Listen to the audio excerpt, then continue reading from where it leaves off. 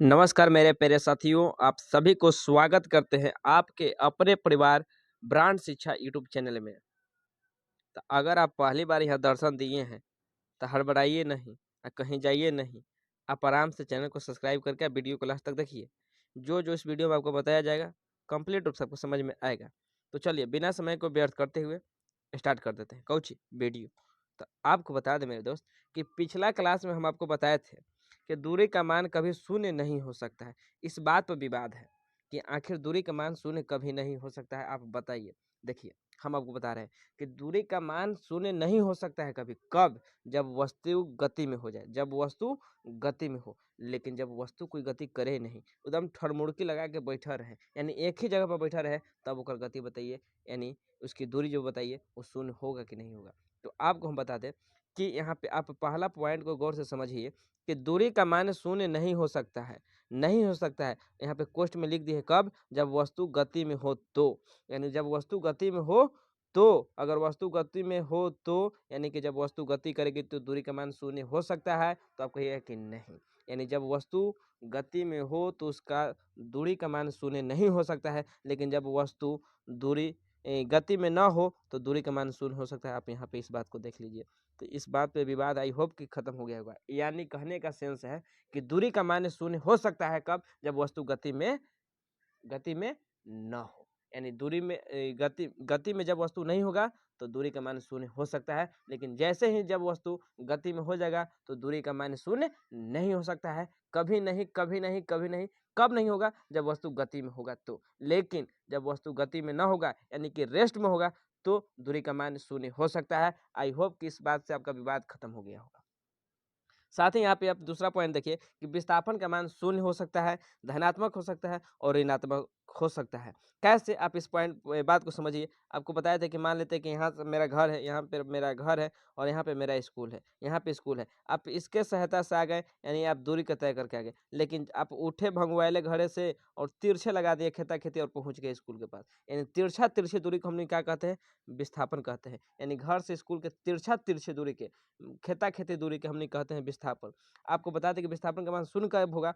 कि आप गए, आप पढ़ के घरे आ गए, गए और पढ़ के घरे आ गए, यानी स्कूल गए, पढ़ के घरे आ गए। जब पढ़ के घरे आ गए तो इस स्थिति में, इस कंडीशन में विस्थापन का मान शून्य हो गया। विस्थापन यानी स्थान में चेंजिंग नहीं हुआ, आप जहाँ थे वहीं पे आ गए, यानी जहाँ आप थे वहीं पे आ गए, तो विस्थापन का मान शून्य हो गया। जैसे आपको बता दें कि धनात्मक और ऋणात्मक करेक्शन से, धनात्मक तो समझ रहे हैं कि हम यहाँ से गए और स्कूल में ही रह गए तो धनात्मक होगा। लेकिन ऋणात्मक होगा कब? इस बात को समझिए। मान लेते हैं कि यहाँ पे हम लोग का घर, कुछ मतलब कुछ भी मान लीजिए, यहाँ पे हम लोग का घर है, यहाँ पे हम लोग का दुकान है। हम लोग क्या किए, यहाँ से चलने स्टार्ट किए, अभी तो हम लोग धनात्मक थे, ऊपर गए फिर भी धनात्मक थे। लेकिन रास्ता क्या था कि यहाँ के बाद फिर 2 किलोमीटर पीछे था, तो यहाँ पे आपका धन, ये जो विस्थापन है वो ऋणात्मक हो गया।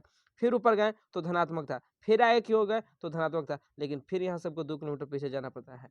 कैसे? आप कहीं देखे होंगे कि हमको इस पॉइंट से इस पॉइंट पे जाना हो था, लेकिन हम लोग यहाँ गए, फिर यहाँ गए, फिर पीछे गए, फिर जैसे कि आप देखिए, गौर से समझिए इस बात को उदाहरण से कि कैसे विस्थापन शून्य होता है या ऋणात्मक होता है।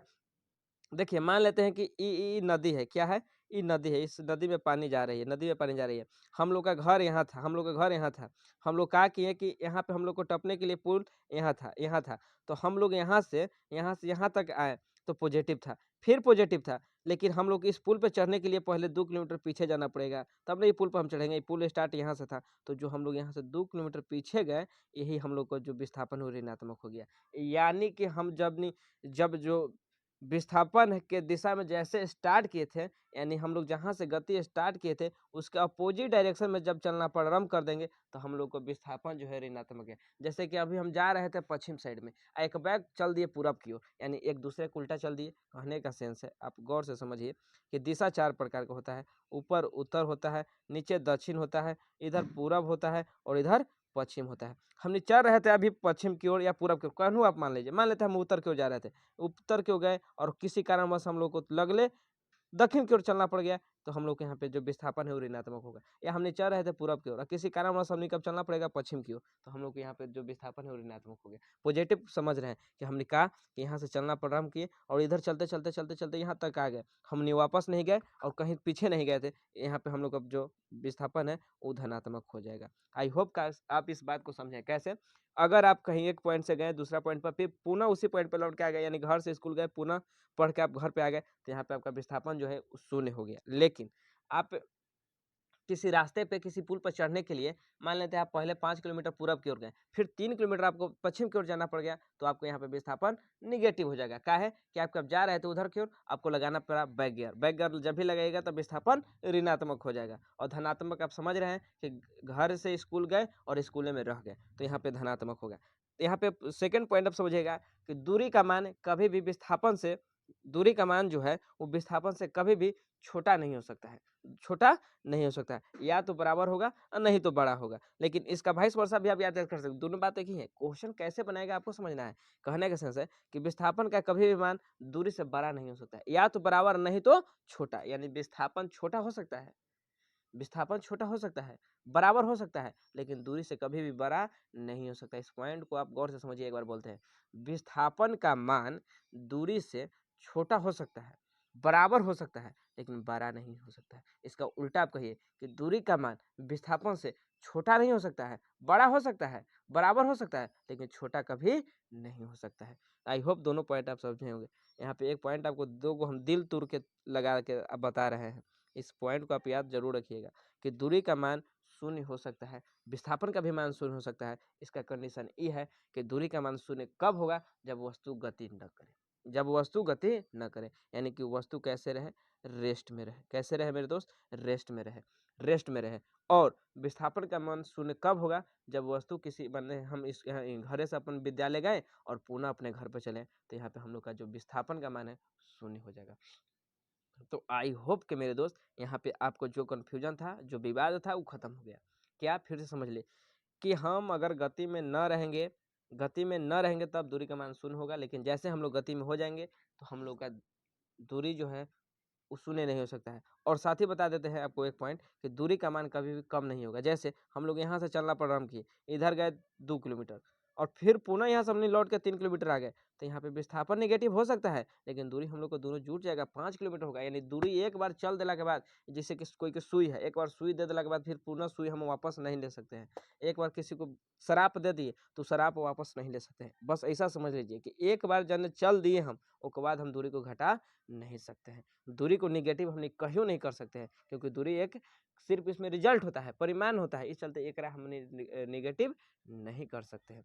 आई होप कितना आप समझे होंगे। चलिए, तो यहाँ तक विवाद खत्म और आपको समझ में आ गया होगा। जो नहीं समझ में आया होगा आप कमेंट करके हमको बता दीजिएगा। नेक्स्ट यहाँ पर हम लोग को देखना है कि औसत चाल क्या होता है। किसी वस्तु द्वारा तय की गई कुल दूरी और कुल समय के अनुपात को, यानी मान लेते हैं कि हमने 10 किलोमीटर चलने के लिए 10 किलोमीटर चलने के लिए 10 किलोमीटर चलने के लिए 5 घंटा समय ले लिए, तो हम लोग को बताइए कि औसत चाल क्या था। तो हम लोग 1 घंटा में 2 किलोमीटर चल रहे थे, 2 किलोमीटर चल रहे थे। यानी गौर से समझिए कि 10 किलोमीटर चलने के लिए हम लोग कितना समय ले लिए, 5 घंटा समय ले लिए। तो हमने 1 घंटा में 2 किलोमीटर न चल रहे थे, भले कभी स्पीड चले कभी स्लो चले, एक रास मैंने नहीं है, लेकिन 5 घंटा में हम 10 किलोमीटर चलबे किए हैं, तो 1 घंटा में 2 की स्पीड से न चल रहे थे मेरे दोस्त। भले कभी बैठ के हम पेपर था 2 घंटा समय निकाल दिए, 1 घंटा समय निकाल दिए, लेकिन फाइनली हम 5 घंटा में 10 किलोमीटर गए। इस चलते हम लोग का जो औसत चाल है, जो औसत स्पीड है, यानी एवरेज स्पीड है, हम लोग को 2 किलोमीटर पर यानी आप उस ऐसा यूनिट पर डिपेंड करेगा। यानी समझ लीजिए कि 2 किलोमीटर ही हुआ 1 घंटा के लिए। हम लोग 1 घंटा के लिए निकालते हैं कि 5 घंटा में 10 किलोमीटर, तो 1 घंटा में क्या किलोमीटर, 2 किलोमीटर। जैसे हम आपसे पूछना चाहते हैं कि हम 5 घंटा में 20 किलोमीटर गए, तो बताइए कि औसत चल क्या होगा। तो आपको ये कि 1 घंटा में आप 4 किलोमीटर के हिसाब से चले हैं। तो आई होप कि आप यह भी बात समझे होगी। साथ ही यहाँ पे एक पॉइंट और है, वो समझिए लीजिए। उस पॉइंट क्या है कि कोणीय वेग क्या होता है, यानी एंगुलर वेलोसिटी क्या होता है। देखिए आप यहाँ पे एक फिगर के हेल्प से समझिए कि एंगुलर वेलोसिटी क्या होता है। हम लोग यहाँ पे थे, यहाँ पे थे, यहाँ पे थे, यहाँ पे थे, और यहाँ से हम लोग यहाँ पे चले आए, यहाँ पे चले आए। यानी क्या है, क्या कहना चाह रहे हैं, फिर से समझिए कि हम लोग यहाँ पे थे, हम लोग यहाँ पे आ गए। यहाँ पे थे, यहाँ पे आ गए हम लोग। ये जो कोण बनाए हैं, ये जो कोण बनाए हैं, यहाँ पे थीटा जो बना है, बस यही हम लोग का कोणीय वेग है। कोणीय मतलब कोण है, और जिस वेग से हम लोग यहाँ से यहाँ गए हैं, बस बस बस उसी बात को आप समझिए कि कितना हम लोग एकरा में चेंजिंग ला दी है। यानी कोणीय वेग को हम लोग ओमेगा सूचित करते हैं, एकरा कहते हैं ओमेगा। एकरा को जी कहते हैं ओमेगा। यानी डब्लू के लिए थोड़ा सा मुहवा को, एगो मुहवा को बड़ा कर दीजिएगा, एकरा कहेंगे कोणीय वेग। जो कोणीय वेग होता है वो होता है थीटा बटा टी, यानी कोण बटा समय। यानी हम लोग कितना कोण बनाए हैं कितना समय में, कहने का सेंस है कि हम लोग यहाँ पे थीटा कोण बनाए हैं, थीटा कोण बनाए हैं कितना देरी में, टी समय में। यही होता है ओमेगा का फॉर्मूला, यानी ओमेगा बराबर थीटा बाई टी। आप बात को याद रखिएगा, ओमेगा बराबर थीटा बाई टी, यानी कि टी समय में हमने कितना कितना कोण में चेंजिंग ला दिए, कितना कोण में चेंजिंग ला दिए। यही लिए यहाँ पे लिखता है ऊपर डी थीटा, कि आप थीटा में कितना चेंजिंग कर दिए, पहले कितना डिग्री पे थे, अब कितना डिग्री पे कर दिए, और साथ ही कितना समय में कर दिए, यानी कितना सेकंड में कर दिए।